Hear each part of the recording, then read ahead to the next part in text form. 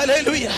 మీ దేవునికి ఉపయోగపడవలసిన వ్యక్తి, నీ దేవునికి ఉపయోగపడవలసిన వ్యక్తి ఎవరు నిన్ను బంధించి పెట్టారు? ఏ సేవకుడిని బంధించి పెట్టాడు? తన స్వార్థం కొరకు, తమ డబ్బు కోసం, తమ సుఖం కొరకు నీవు బంధింపబడి ఉన్నావా?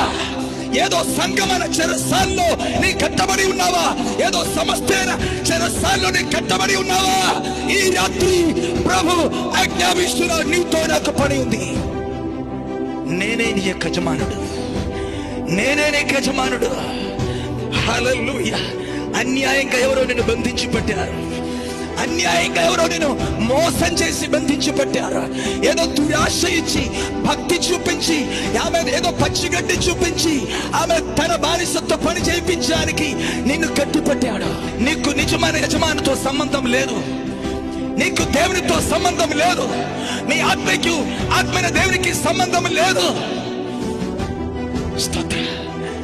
ఎవరికో బానిసలుగా నీ జీవిస్తున్నా, ఎవరికో బానిసలుగా జీవిస్తున్నా, మనుషులకు బానిసలుగా జీవిస్తున్నారు. అభక్తికులైన సేవకులకు నీ బానిసలుగా జీవిస్తున్నావు. స్తోత్ర. హల్లెలూయా. అవును, నీ వారి సొమ్ము అయితే ఎక్కడే ఉండిపోవు, నీ దేవుని సొమ్ము అయితే విడుదల పొందవలసిందే.